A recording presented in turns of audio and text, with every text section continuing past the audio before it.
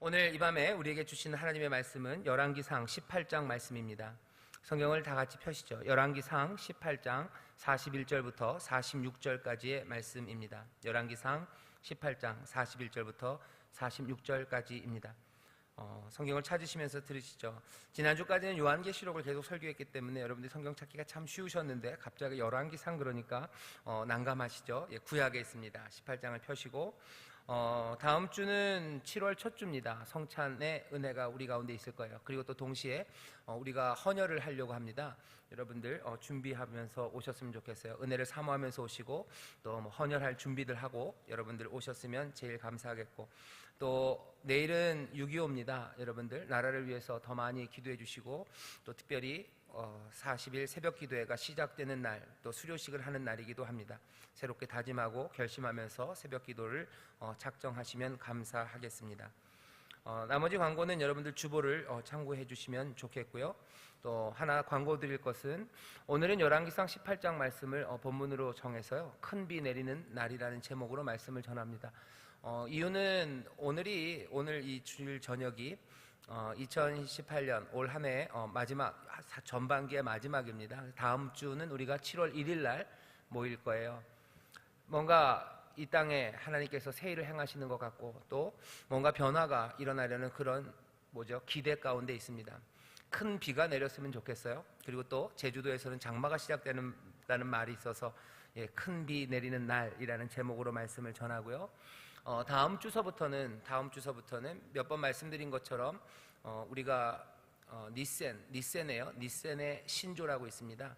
그 사도신경 같은 거예요. 사도신경을 우리가 함께 하나씩 그 의미가 뭔지 살펴보고 또 그 안에서 은혜를 누리려고 합니다. 사도신경이라고 안 하고 일부러 니센의 신조라고 얘기를 해요. 왜냐하면 뭔가 조금 사도신경 강해는 많이 있습니다. 많이 있어서 여러분들이 책을 찾아보실 수도 있고요. 그리고 또 뭐라고 그래야 되나요? 많은 설교들이 있었어요. 니센의 신조라고 해서 사도신경과 그렇게 많이 다르지는 않습니다. 하지만 우리가 니센의 신조를 좀 보는 이유는 딱 하나예요. 뭐냐면, 적어도 교회가 우리 인천 순복음교회만 있는 건 아니고 세계에 많은 교회들이 있습니다. 그리고 그리스도의 몸된 교회가 꼭 우리 교회 같은 형태로만 있는 것은 아니에요. 예를 들면 장로교회도 있고 오순절교회도 있고 감리교회도 있고 성결교회도 있고, 거기만 해도 뭔가 좀 비슷하죠. 하지만 또 그리스 정교회 같은 게 있어요. 동방교회들도 있고. 그 교회들은 예수의 몸이 아니냐, 우리랑 신앙하는 태도가 다르고 교회의 전통이 다릅니다. 그래서 우리가 그 사람들 예배에 가면 굉장히 낯설 거고, 그분들이 우리 예배 와도 굉장히 낯설 거예요. 하지만 우리는 그 모든 교회들이 그리스도의 몸임을 믿습니다.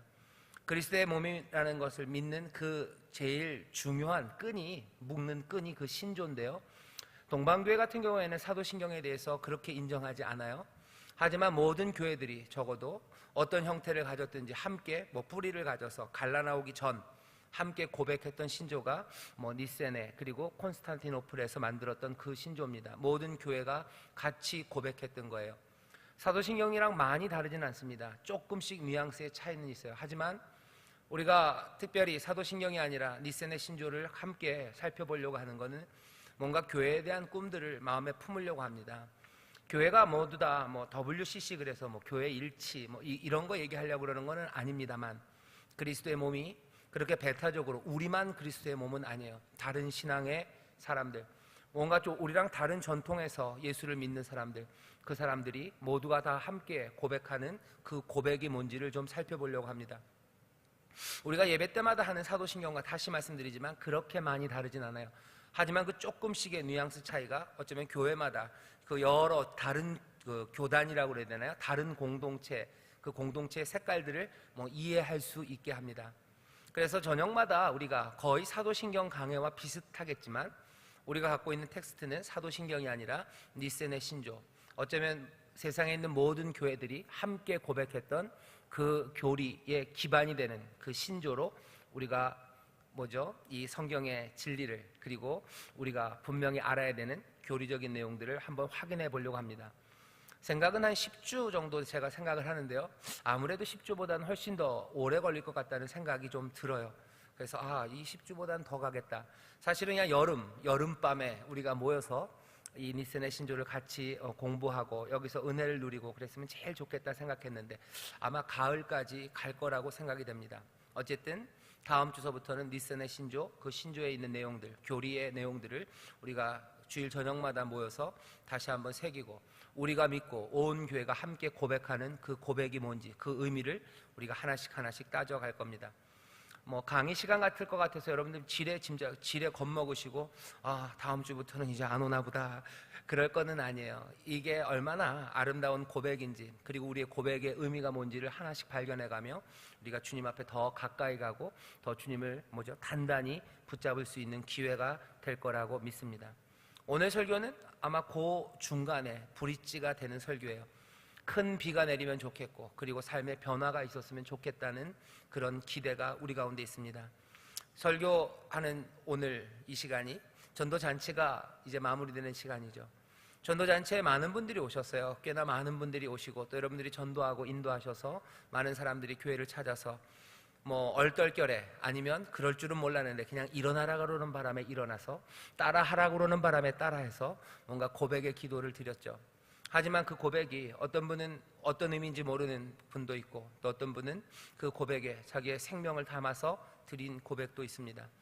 하지만 우리가 기대하는 건 누구라도 오신 모든 분들이 그들의 삶이 변하는 그리고 새로워지는 그 변화의 시작이 오늘 삶이 이제 잔치가 되는 하나님의 집에서 아버지의 집에서 잔치로 살아가는 그 삶의 그 처음이기를 바랍니다. 큰 비가 내렸으면 좋겠어요. 오랜 가뭄이고 오랜 방황이 끝나고 이제 그 은혜의 단비가 내리고 그 하나님 아버지의 풍성함이 그 삶에 넘치기를 바랍니다. 오늘 그래서 이 설교를 해요. 그리고 또 이 설교의 말미에 가면은 교회에 관한 이야기를 할 겁니다. 교회가 우리가 결국은 우리죠. 우리가 도대체 무슨 삶을 살아갈 건지 무엇을 붙잡고 살아갈 건지 그리고 우리 가운데서 어떤 기대와 함께 꿀 수 있는 꿈이 뭔지 그 꿈들을 이야기할 겁니다. 그리고 다음 주에는 그 꿈 안에서 우리를 단단하게 묶고 있는 우리의 고백들, 그 고백들을 살필 겁니다. 자, 이제 준비는 다 됐고 열왕기상 18장 41절부터 46절까지의 말씀을 다 펴셨습니다. 이제 한 목소리로 봉독하겠습니다. 엘리야가 아합에게 이르되 올라가서 먹고 마시소서 큰 비의 소리가 있나이다. 아합이 먹고 마시러 올라가니라. 엘리야가 갈멜산 꼭대기로 올라가서 땅에 꿇어 엎드려 그 얼굴을 무릎 사이에 넣고 그 사환에게 이르되 올라가 바다편을 바라보라. 저가 올라가 바라보고 고하되 아무것도 없나이다. 가로되 7번까지 다시 가라. 7번째 이르러서는 저가 고하되 바다에서 사람의 손만한 작은 구름이 일어나나이다. 가로되 올라가 아합에게 고하기를 비에 막히지 아니하도록 마차를 갖추고 내려가소서 하라 하니라. 조금 후에 구름과 바람이 일어나서 하늘이 캄캄하여지며 큰 비가 내리는지라. 아합이 마차를 타고 이스라엘로 가니 여호와의 능력이 엘리야에게 임하매 저가 허리를 동이고 이스라엘로 들어가는 곳까지 아합 앞에서 달려갔더라. 아멘. 큰 비 내리는 날입니다. 열왕기상 17장을 보면요, 우리가 알고 있는 이 엘리야라는 위대한 선지자, 아마 성경에서 이보다 더 큰 능력을 행한 선지자가 없을 만큼 하나님의 놀라우신 능력을 행한 이 선지자가 등장합니다. 17장에 보면 호련히 등장해요. 갑자기 길르앗에 우거하는 자 중에 디셉 사람 엘리야가 하면서 그냥 나타나죠. 엘리야가 처음 등장해서 하는 일은 하나입니다. 아합이라는 그 왕이에요. 당시 이스라엘의 왕에게 나갑니다. 나와서 다짜고짜 하는 말이 이제 이 땅에 비가 오지 않을 거래요. 내가 말할 때까지 수년 동안 비가 내리지 않는다는 말을 전합니다. 비가 오지 않는다는 건 어떤 의미냐면 하나님의 심판이라는 거죠. 너희들이 잘못했어요. 너희들이 이 땅에서 하나님의 말씀대로 살지 않았어요. 왜? 신명기서부터, 아니 구약의 율법이 계속해서 얘기합니다. 너희가 내 말대로 따라 살고 이 율법과 계명 그대로 준행하여 살면 이른 비 늦은 비를 주신대요. 네 땅에 가뭄과 기근이 없을 거라고 약속하셔요. 하지만 반대로 너희가 내 말을 따라 살지 않으면 너희 땅에 가뭄과 기근이 있을 거고 너희 굶주림이 너희 땅에 있을 거라고 말씀하셔요. 선지자라는 사람이 와서 말하는 게 이제 이 땅에 수년 동안 비가 없을 거라는 건 그 말이 내포하는 바는 너희가 악을 행했다는 거예요. 난데없이 나타난 선지자가 그 왕 앞에 가서 너희가 잘못했다고, 왕 네가 잘못했고 이스라엘이 잘못해서 하나님이 이제 심판을 내린다는 그 무서운 말을 내뱉습니다. 그냥 말하는 것도 아니죠. 여호와의 이름으로 선지자이기 때문에 그렇게 얘기했을 거예요. 그리고서는 엘리야는 어떻게 합니까? 도망갑니다.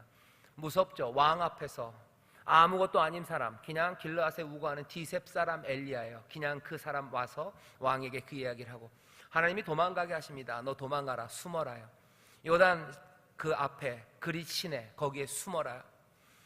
엘리야가 거기에 숨어서 오랫동안 있습니다. 시간이 3년이 더 지나요. 정말로 3년 동안 이 땅 이스라엘에 기근이 있어요. 많은 날이 지났지만 비가 오지 않습니다. 온 땅은 이제 그 가뭄으로 힘들어하고 있어요. 악의 결과인 게 분명합니다. 하나님의 말씀대로 살지 않았기 때문에 이스라엘에 그 심판, 그 재앙이 임한 거죠. 하지만 그 재앙을 전한 사람에 대해서 미움과 그리고 분노가 쏟아집니다. 잡아 죽이고 싶은 거예요. 정말로 미운 겁니다. 그런데 어느 날 18장 보면은요, 많은 날을 지내고 제 3년 그때 여호와의 말씀이 엘리야에게 임했대요. 그리고 뭐라고 얘기하십니까? 가라사대 너는 가서 아합에게 보이라.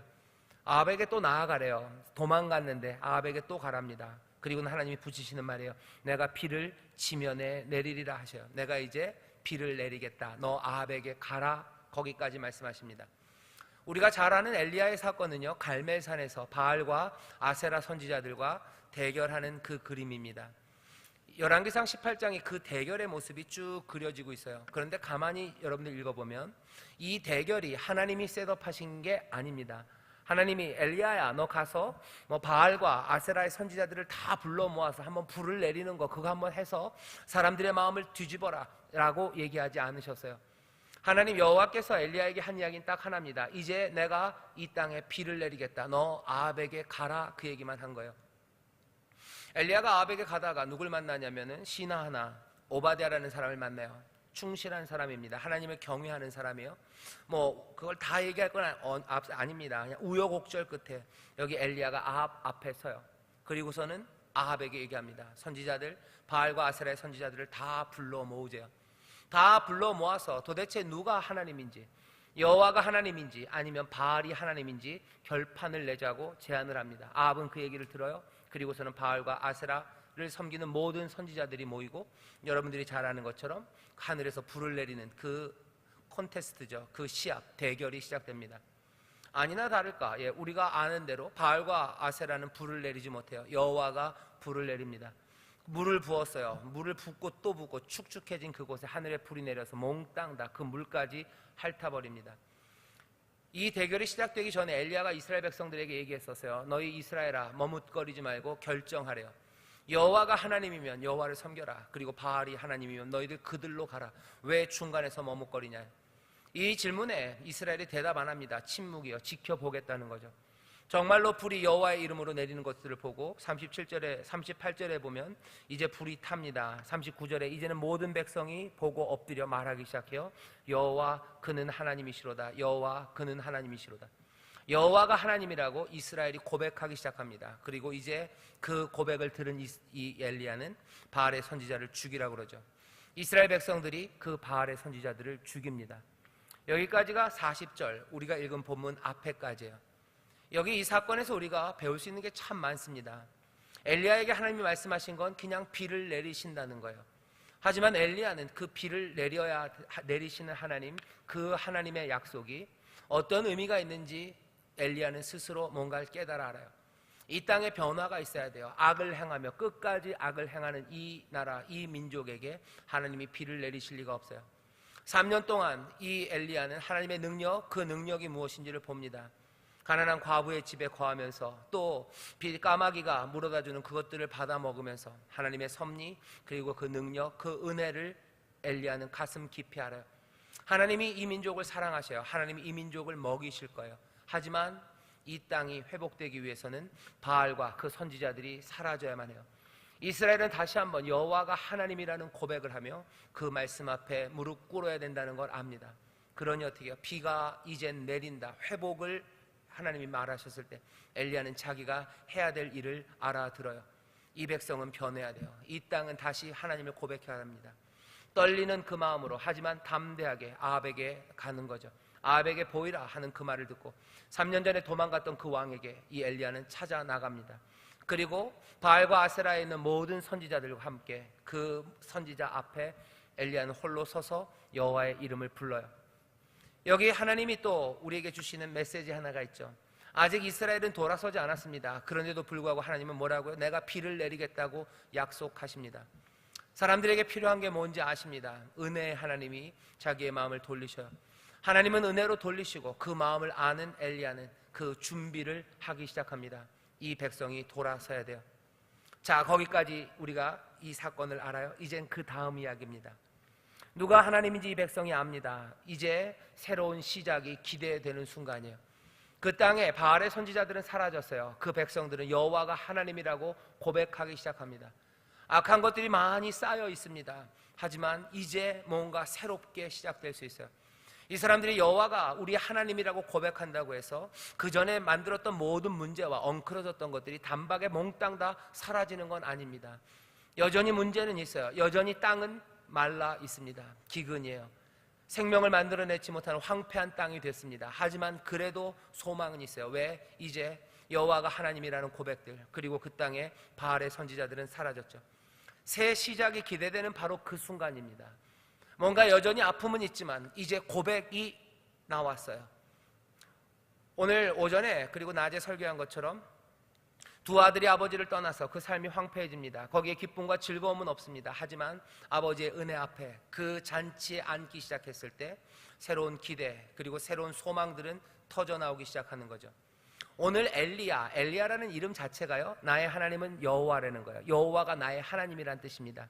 여러분들 엘리 라마 사막다니, 예수님께서 십자가에서 부르짖었던 그 말을 기억하실 겁니다. 거기에 엘리 그래요. 그게 나의 하나님이에요. 나의 하나님. 야는 여호와를 이렇게 축약했다고 생각하시면 돼요.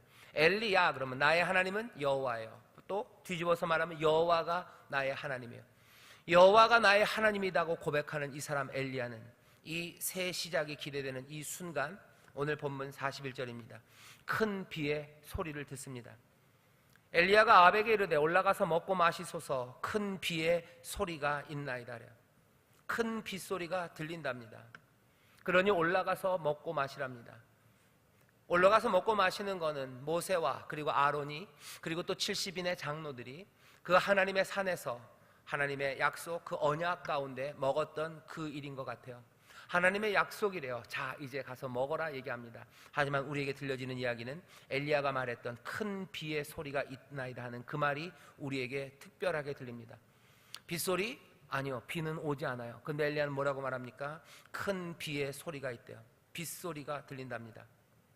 3년 반 동안 비가 내리지 않았어요. 사람들은 이제 비가 내리지 않을 거라고 생각합니다. 비가 내릴 이유가 없다고 생각해요. 하지만 엘리야는 아니에요.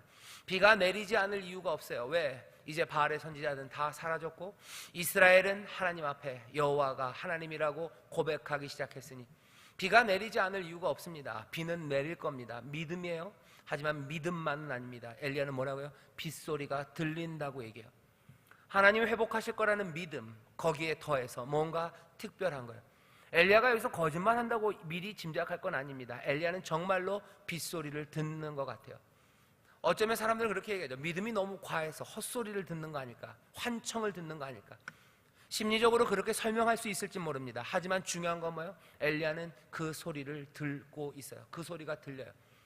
우리식으로 말하면 뭐예요? 그 믿음 가운데 환상이 보이는 거예요. 꿈이 보이는 거예요.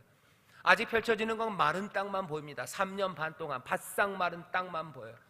거기에 일어난 사건들은 있죠. 바알의 선지자는 죽었고 이 백성들이 여호와가 하나님이라는 그 메아리, 그것들이 들립니다. 하지만 그것들을 뚫고 여기 이 엘리야는 큰 비의 소리를 들려요. 엘리야도 압니다. 다른 사람들에게는 이 빗소리가 들리지 않는다는 걸 알아요. 하지만 엘리야는 뭐예요? 고백할 수밖에 없어요. 나는 빗소리가 들린다. 그냥 비도 아닙니다. 뭐라고 돼 있어요? 큰 비의 소리가 나는 들린대요. 하나님의 은혜의 약속이에요. 마른 땅 3년 반, 이 땅에 악이 여전히 있으나 내가 비를 내리겠다는 은혜의 약속은 있고, 그 약속이 이루어져야 되는 게 뭔지 알면서 수고하는 그 사람은 그 약속을 믿음으로 붙잡아요. 그리고 더하기 뭐가 시작돼요? 여기 세상 사람들은 듣지 못하는 그 이야기들이 들립니다. 귀가 열려요. 그리고 눈이 열리기 시작합니다. 여러분 한번 상상해 보시죠. 큰 빗소리를 나는 듣는데 남들은 듣지 못한다는 걸 압니다. 여러분들 그런 사람들의 마음 상태는 뭘까요? 이게 뭘까 그럽니다. 세상에 비는 오지 않는 거 다 알아요. 그리고 비 오지 않고 아무도 비 온다고 안 그러는데 이상해요. 나만 큰 비 내리는 소리가 들려요. 나만 큰 비 내리는 소리가 들려요. 하나님이 약속했던 그것들이 임하는 소리가 나는 들려요. 그 소리가 들려요. 사람들은 주님이 멀리 떠나셔서 오지 않는다는데 모르겠어요. 나는 주님이 오시는 발자국 소리가 들리는 거예요. 주가 부으신다는 그 약속, 그 기름 부으심, 그 냄새가 맡아지고 그 발자국 소리는 들리고 그 큰 빗소리가 들립니다. 남들이 다 못 듣는 거 알아요. 이 사람은 가슴이 뛰는 거예요. 가슴은 뛰죠. 가슴은 두근거립니다. 이건 뭘까요? 이건 뭘까요? 성령의 사람들, 성령으로 충만한 사람들, 그 사람은 누굽니까? 이 냉랭한 세상에서 혼자 가슴이 뛰는 사람이에요. 아니, 혼자만은 아닐 겁니다. 성령 안에서 함께 기름 부음을 받은 그 사람들, 함께 성령 충만한 사람들과 함께 가슴이 뛰는 사람들, 그 사람들입니다. 이 사람들이 누구예요? 엘리야.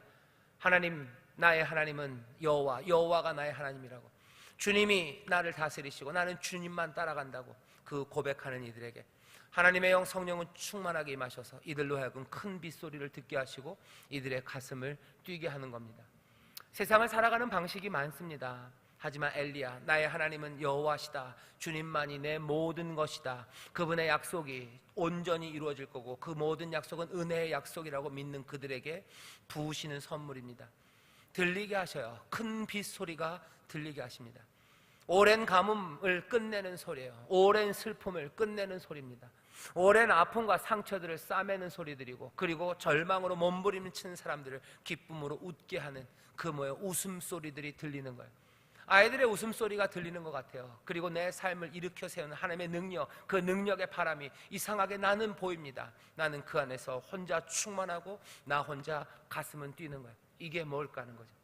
성령의 사람들은 이런 사람들입니다. 가슴이 뛰어요. 아무도 보지 못하는 것들을 본 것 같고, 아무도 듣지 못하는 것을 들은 것 같고, 그리고 그것으로 말미암아 다시 새로운 꿈들을 꾸기 시작합니다.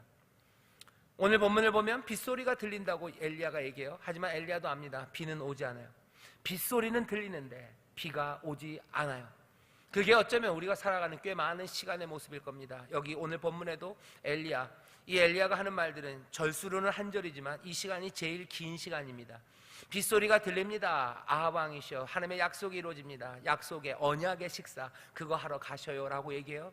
하지만 비가 오지 않음을 알아요. 위대한 하나님의 사람 이 엘리야는 어떻게 합니까? 약속을 기억해요. 약속을 기억합니다. 내가 빗소리를 들리지만 이게 비는 오지 않아요. 그러니 내가 헛소리를 들은 겁니까? 아니요. 내가 들은 것은, 지금 듣고 있는 이 소리는 하나님의 약속, 그 약속을 확인하는 소리예요. 18장 1절에서 하나님이 그러셨어요. 여호와께서 내가 비를 지면에 내리라 했던 그 말씀을 하나님의 사람은 기억합니다. 하나님의 사람은 빗소리를 듣는 사람이에요. 그리고 동시에 하나님의 사람 엘리야는 뭡니까? 약속을 기억하는 사람입니다.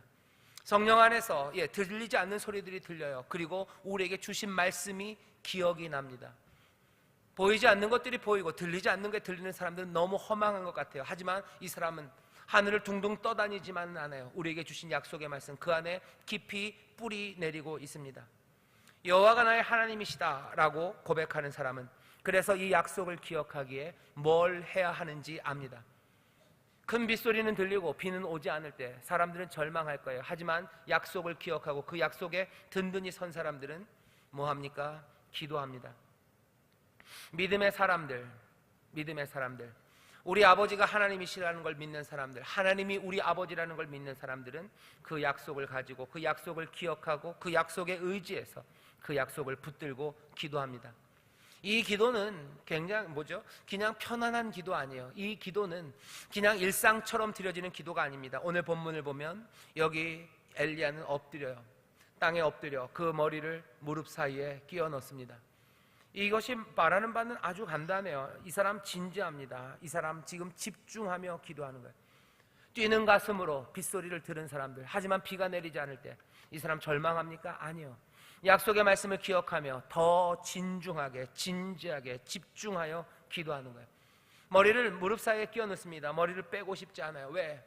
내가 세상을 바라보면 내 마음 흔들리는 거 나도 알아요. 그러니 흔들리는 세상 보고 싶지 않아요. 마른 땅들 보고 싶지 않아요. 마른 하늘 보고 싶지 않아요. 나는 하나님의 약속 그 안에 더 집중하고 싶은 겁니다. 들리는 소리, 그 빗소리에 집중하고 싶어요. 그리고 그 약속의 말씀, 그거 붙잡고 싶어요. 그러니 내 머리는 무릎 그 사이에 박힌 채로 하나님을 향하여 간절히 또 간절히 기도합니다. 하나님의 사람은 그렇게 삽니다. 기도하는 거죠.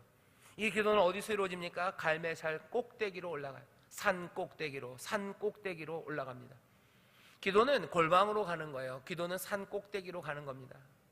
모세가 아론과 장로들을 뒤로 하고 그 구름 속 하나님이 계신 그곳으로 올라가는 것처럼 하나님 앞에, 사람들 앞에 보이려고 하는 것도 아니고, 그리고 사람들 앞에서 뭔가를 구하려고 하는 것도 아니에요. 왜? 빗소리는 아무도 못 들어요. 내가 들어요. 이 약속은 사람에게서 온 거 아니에요. 하나님 우리 아버지에게서 온 거예요. 은혜의 아버지가 나에게 주신 약속, 그리고 그 영이, 아버지의 영이 내게 들려지는 소리, 그것 두 개 붙잡고 이 사람 엘리야는 갈멜산 꼭대기로 올라갑니다. 기도가 그렇게 드려져요. 오늘 본문에서 기도가 드려지고요. 어떻게 됩니까? 7번을 계속해서 묻습니다. 사환에게. 너 가봐라. 바다 쪽을 봐라. 바다 쪽을 봐라. 뭐가 있냐? 아무것도 없대요. 빗소리는 들리고 비는 오지 않을 때 이렇게 기도하는 사람이 있어요. 그리고 오늘 본문은 어떻게 됩니까? 7번째, 아주 상징적이죠. 7번째가 됐을 때 그 사환이 가서 말해요. 저 바다에서 사람의 손만한 작은 구름이 일어난답니다. 손바닥만한 구름 하나가 나타나요. 이게 징표입니다. 이제 닫혀있던 것들은 열리기 시작할 거예요. 이제 시작입니다. 큰 비 내리던 바로 그날이에요. 작은 구름 크게 보이고 바로 그날 큰 비가 내려요.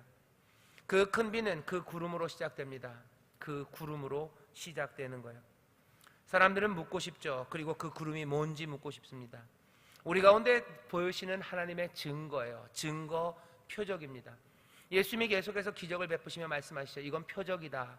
이건 놀라운 일이에요. 그래서 이적이에요. 그렇죠? 하지만 그건 동시에 표적입니다.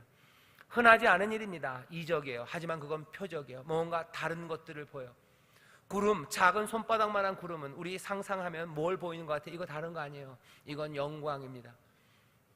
출애굽 때 여러분들 기억하실 겁니다. 시내산 그곳에 하나님의 영광이 구름으로 임하셔요. 구름이 보인대요. 손바닥만한 구름이에요.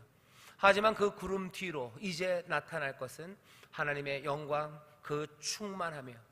하나님의 영광 받으실 겁니다. 하나님의 능력이, 그리고 그 위대하심이 나타나요. 손바닥만한 구름, 그것이 표적으로, 징표로 보이기 시작하는 겁니다. 오늘 우리가 읽은 본문 말씀은 거기까지예요. 그러니 이제 엘리야는 기도할 일이 없어요. 이젠 비가 와요. 그 징표가, 그 영광의 표적이 우리 가운데 보이니 왕이시여 이제 내려가라는 거죠. 왜? 큰 비가 내리기 때문이에요. 말씀대로, 엘리야가 기대했던 그대로 비는 내립니다. 말씀을 정리할 시간입니다. 큰 비가 내리는 날은 복된 날입니다. 새로운 것들이 시작돼요. 가뭄이 끝나고 3년 반의 가뭄이 끝나고 하나님의 은혜와 돌보심이 다시 시작되는 시간, 우리의 모든 아픔이 끝나고 회복이 시작되는 시간, 방황했던 삶이 다시 한번 길을 찾고 또 빈궁했던 자들이 하나님이 주시는 풍성함과 그 부요함 가운데 정말로 가슴 벅차고 넘치는 삶을 시작하는, 아무 열매 없었던 삶들의, 그리고 그 땅들의 새로운 열매가 시작되고 마른 땅에 강이 흐르기 시작하는 바로 그날 큰 비 내리는 날입니다. 우리의 삶 가운데 큰 비가 내렸으면 좋겠고, 또 이 땅 대한민국에 큰 비가 내렸으면 좋겠고, 또 우리의 가정에, 우리의 교회에 큰 비가 내리면 좋겠어요. 하나님은 은혜로 비를 내리시겠다고 약속하십니다. 하나님은 은혜로 비를 내리실 거예요. 큰 비 내리는 날, 그날이 어떻게 여기 있는지, 우리는 이 엘리야의 수고가 없었으면 큰 비가 내리지 않았다고 얘기하기는 또 곤란합니다. 하지만 우리가 오늘 이 말씀에서 보는 건 큰 비 내리는 그날 도대체 무슨 일이 있었는지는 우리가 분명히 알아요. 큰 비 내리는 바로 그날 빗소리를 듣는 사람이 있는 거예요. 아무도 빗소리를 듣지 않는다면 어쩌면 상상입니다. 큰 비가 내리지 않을지도 몰라요. 산 꼭대기로 올라가서 약속이 이루어지는 것들을 보겠다는 그 믿음으로, 흔들리지 않는 믿음으로 전심을 다하여 산 꼭대기에 올라가서 기도하는 사람, 그 사람이 큰 비 내리는 그날 있었습니다. 징조를 살피는 사람들, 징조를 기다리는 사람들이 가득한 세상에 그렇게 기도하며, 거긴 또 뭐가 있어요?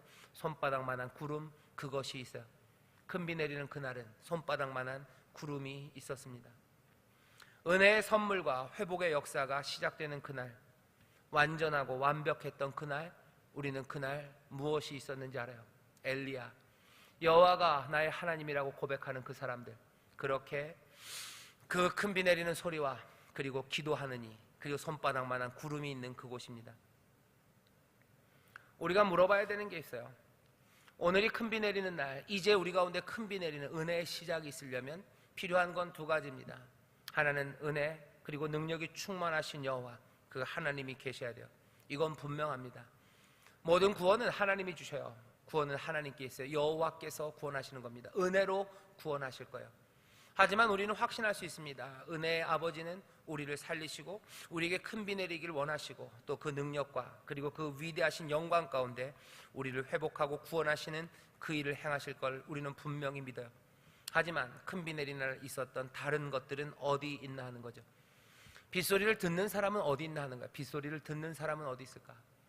사도행전에서 이스라엘 나라를 회복하심이, 그죠? 이스라엘 나라를 회복하심이, 그 나라를 만들어내시고 구원하시는 일은 도대체 언제입니까? 물을 때 예수님이 하셨던 말씀이 있어요. 너희들 그거는 아버지가 하시는 일이에요. 아버지의 은혜와 능력이 회복하실 거래요. 그 대신 너희는 뭐예요? 너희는 성령, 약속하신 성령을 기다리라죠.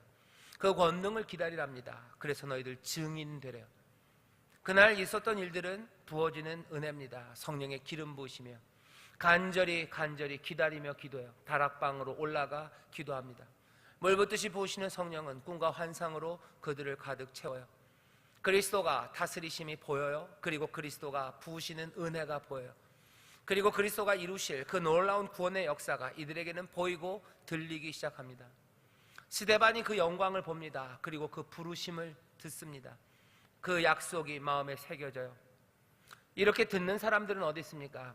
이 땅에 하나님의 큰 비가 내려야 한다면 이 땅에 그렇게 성령 충만해서 큰 비 오는 소리를 듣는 사람들, 그 큰 비 오는 소리를 들으며 가슴 뛰는 사람들은 어디 있냐는 거죠.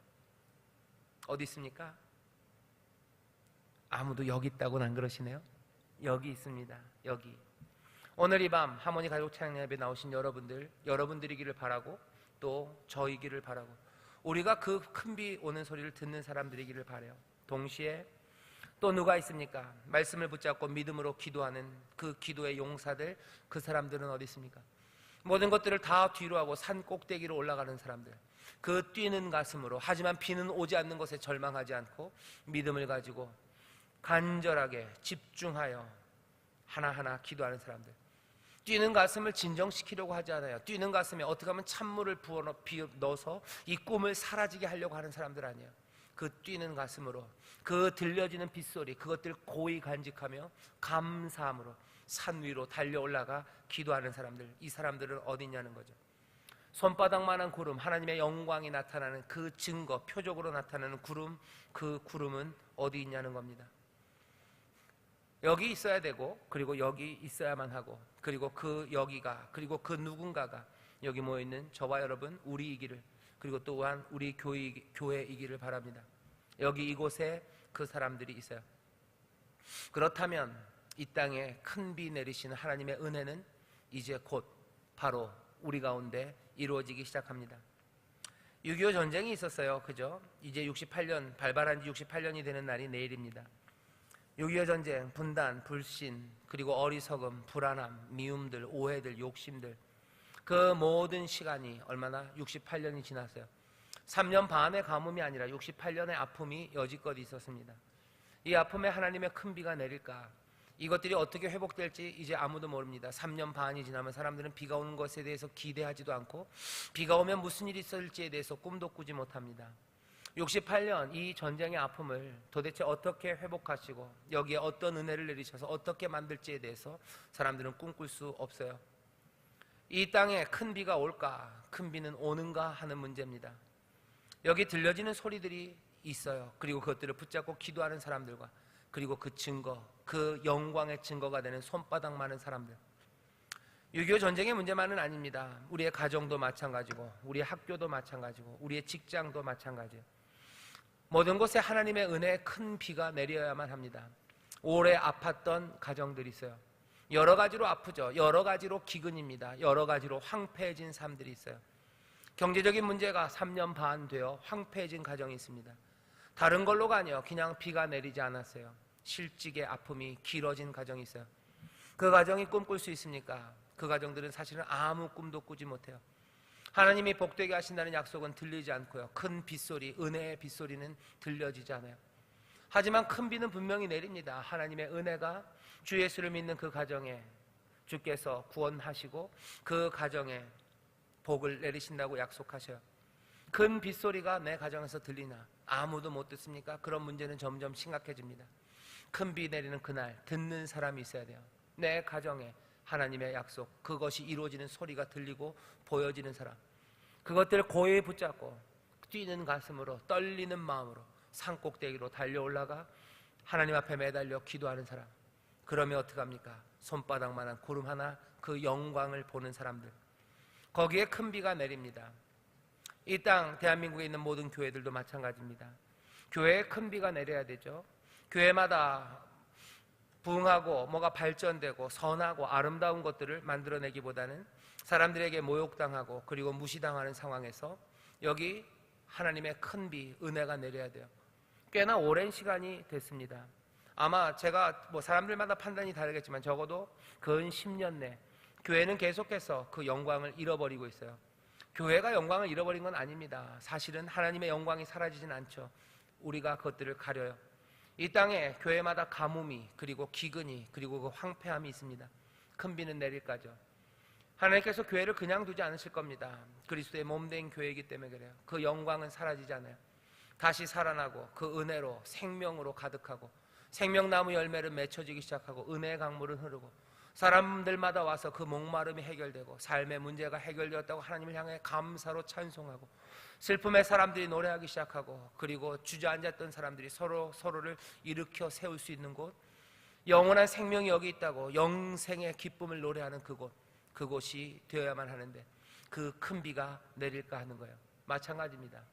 그리스도의 몸된 교회를 하나님이 영화롭게 하실 걸 우리는 분명히 믿습니다. 큰 비는 내릴 거예요. 문제는 뭡니까? 그 큰 비 내리는 소리를 듣는 사람이 있냐는 거예요. 그 소리가 들려서 가슴이 뛰는 사람들이 있냐는 거죠. 그 소리가 가슴을 뛰게 하는데 이건 헛소리인가 보다 싶어서 그 뛰는 가슴, 그 뜨거워진 것에 찬물을 붓고 그것들을 점점 가라앉히려고 애쓰는 것이 아니라 그 가슴 뛰는 빗소리, 그 빗소리를 쏟아내지 않으려고 고이 가슴에 담고 귀에 담아 산꼭대기로 달려 올라가는 사람들, 머리를 그 무릎에 끼워넣고 하나님 향하여 간절히 부르짖는 사람들, 기다리고 기다리는 가운데 손바닥만한 소망, 그 소망을 보는 사람들, 어느샌가 이 손바닥만한 구름, 그 영광은 바로 이 소리를 듣는 이들과 기도하는 이들, 그들의 삶이 이 손바닥 같은 구름, 그 영광의 한 조각이 될 겁니다. 다른 이유가 아니에요. 그들이 그리스도의 몸이고 그들이 하나님의 영광을 드러내는 그리스도의 복된 증인들이기 때문입니다. 구원의 증인들로, 구원의 증거와 표적들로 손바닥만한 사람들, 성령에 충만한 사람들, 그 사람들이 나타나기 시작해요. 그러면 우리는 압니다. 큰 비는 이제 내리는 거예요. 큰 비가 어떻게 내릴까? 다시 하나님의 은혜로 내릴 겁니다. 하지만 큰 비 내리는 그날, 큰 비 내리는 소리를 먼저 들었던 이들과 그 소리에 가슴 뛰며 기도했던 이들과 그래서 작은 손바닥만한 구름이 되었던 사람들, 그 사람들이 있었음을 잊지 마십시오. 주께서는 그런 사람들을 부르시고 또 우리에게 성령을 부으셔서 바로 그 사람, 엘리야, 나의 하나님은 여호와시다, 주님만이 우리의 하나님, 주님만이 우리의 방패가 되시고 주님만이 우리의 모든 것이 된다고 고백하며 나가는 주의 사람들을 통해서 이 땅에 큰 비를 내리실 줄 믿습니다. 그 삶이 우리의 삶이 되기를, 여러분과 저의 삶이 되기를 주의 이름으로 축원합니다. 기도하겠습니다. 하나님 아버지 감사합니다. 이 땅에 하나님의 은혜와 하나님의 회복케 하시는 역사가 시작되어야 되는 아버지 하나님 그 삶의 자리가 얼마나 많은지 모릅니다. 아버지 하나님 황폐한 가정들, 아버지 하나님 사회, 학교, 직장 어디라도 아버지 하나님 생명이 사라진 것 같은 그곳에 하나님 생명의 물줄기가 흐르고 다시 한번 생명나무 열매가 맺어지며 아버지 푸른 잎사귀가 하나씩 둘씩 아버지 하나님 생동감 있게 피어나는 아버지 큰 비 내리는 아버지 하나님 그날을 간절히 기다리는 이들이 얼마나 많은지 모릅니다. 주여 은혜로 회복케 하시고 또한 은혜로 그 회복을 우리에게 주실 줄 믿사오니 여기 정말로 엘리야처럼 그 큰 비 내리는 날 그 소리를 들으며 기도하며 또한 그 표적이 되는 하나님의 사람들, 그 사람들이 여기 있사오니 성령으로 충만케 하시고 아버지 하나님 정말로 그 일들을 능히 감당하는 복된 삶이 되게 하여 주옵소서. 감사드리며 예수님 이름으로 기도하옵나이다. 아멘.